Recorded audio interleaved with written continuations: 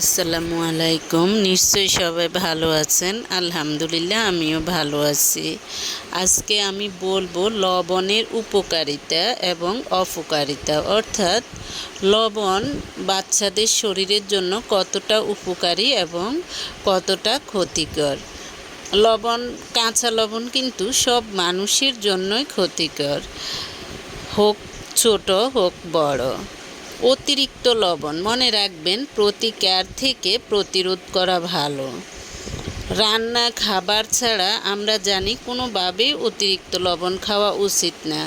আমরা জানি যে যত দামি বা সুস্বাদু খাবার হোক না কেন, লবণ ছাড়া সেটা কিন্তু কেউ মুখে তুলবে না, মুখে তুললেও থু মেরে ফেলে দিবে।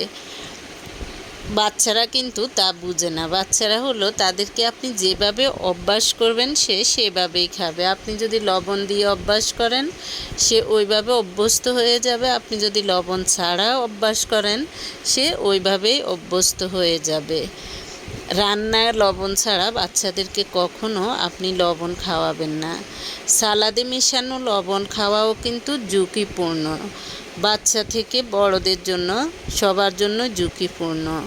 লবণ বা সোডিয়াম ক্লোরাইড শরীর থেকে ক্যালসিয়াম বের করে দিয়ে হাড়কে দুর্বল করে দেয়। চিপস, ফাস্টফুড শিশুদের খুবই প্রিয় খাবার। তারা খুব আগ্রহ নিয়ে এ জাতীয় খাবার খায়। ফাস্টফুডের খাবারগুলো শিশুদের শরীর থেকে ক্যালসিয়াম বের করে দেয়, যা শিশুর স্বাস্থ্যের জন্য ঝুঁকি। তাই অভিভাবকদের উচিত কৌশলে বার্গার, পিৎজা, স্যান্ডউইচের মতো ফাস্টফুড খাবার থেকে বাচ্চাদেরকে দূরে রাখা। তারপর বলবো সফট ড্রিঙ্কস, অর্থাৎ এনার্জি ড্রিঙ্কস।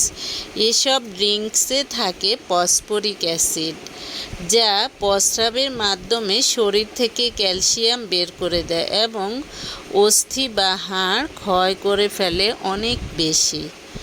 শিশুদের পছন্দের এইসব খাবার কিন্তু আমরা অনেক অভিভাবক কিন্তু খুব খুশিতে দিয়ে দিচ্ছি, আমাদের টাকার অভাব নেই। কারণ বাচ্চাদের জন্য, সন্তানের জন্য খরচ করতে কিন্তু অভিভাবকদের কষ্ট হয় না।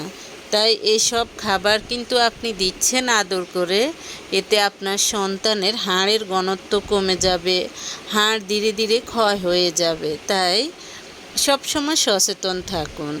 এরপর বলবো চর্বিযুক্ত খাবার। শিশুদের খাবারের তালিকায় চর্বিযুক্ত, প্রাণীজ চর্বি জাতীয় খাবার যতটা সম্ভব কম রাখতে হবে। কারণ এসব খাবার শিশুদের মেধা বিকাশ করে ঠিকই, তবে এর পাশাপাশি শিশুর ওজন বৃদ্ধি করে। তাই পুষ্টি চাহিদা নিশ্চিত করতে নির্দিষ্ট পরিমাণ বেশি চর্বিযুক্ত খাবার কখনোই আপনি আপনার সন্তানকে দিবেন না। এরপর বলবো অতিরিক্ত চিনিযুক্ত খাবার। শিশুদের খাবারে অতিরিক্ত চিনি বা পানীয় ব্যবহার করবেন না, কারণ চিনি